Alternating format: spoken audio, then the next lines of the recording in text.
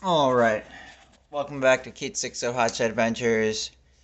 Today we're working on my, working on my Duramax here.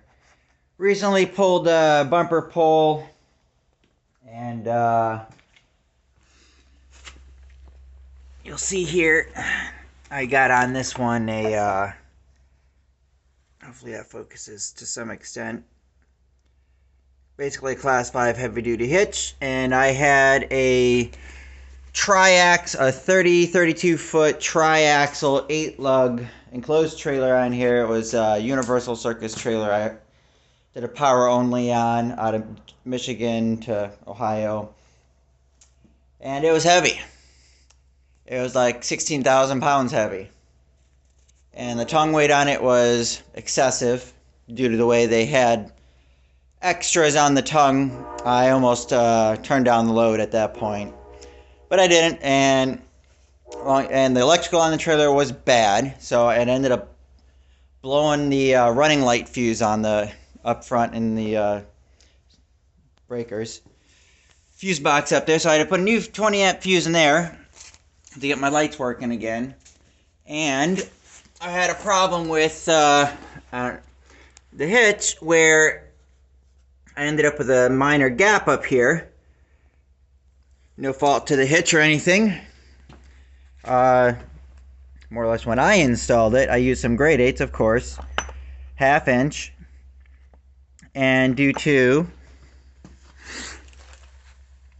there's a slot that the bolt goes through, which goes to the frame, which then goes through the bumper bracket there. And the biggest washer I used was this washer. Well, this is for a 5/8 3/4.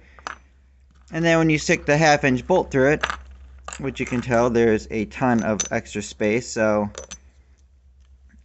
I'm gonna drop it. Anyways, due to that fact and basically like 2,000 pounds of tongue weight, having that much play in there, the bolts ended up loose because the washer bent trying to pull through this washer. So we're fixing that today. We're going to do away with those. We're going to go up to 9/16 because that's all that slot in that class 5 hitches. That's all it's going to fit is this. So we're going to put this 9/16 in.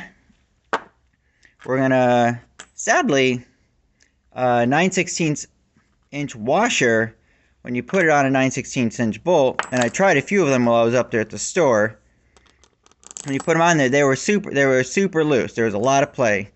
Ended up finding that a 1/2 inch fits perfect. So we're gonna stack them like so, and that's basically gonna go on the bottom. So you're gonna have that, and then going on the top. Anyways, right there, I made a plate.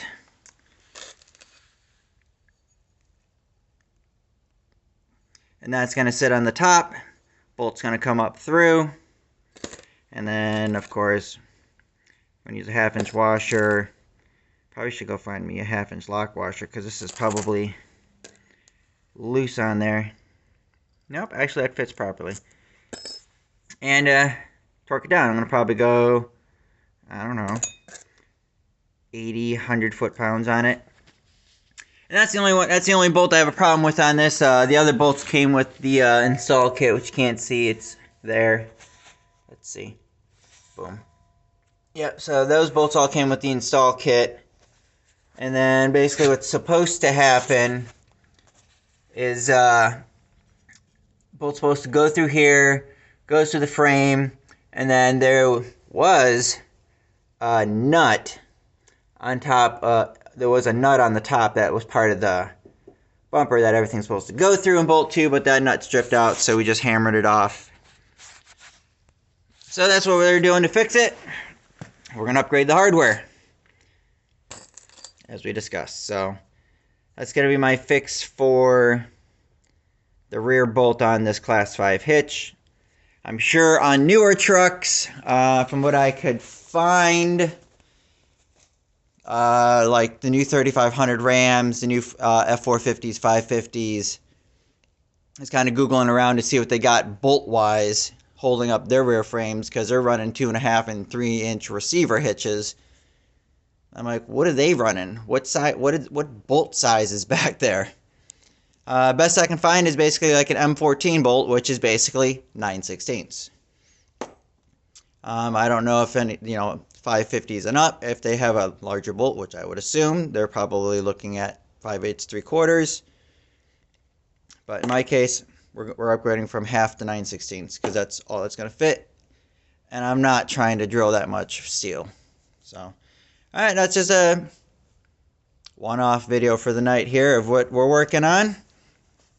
So we'll catch everybody later. Hope you all had a good holiday. See you then.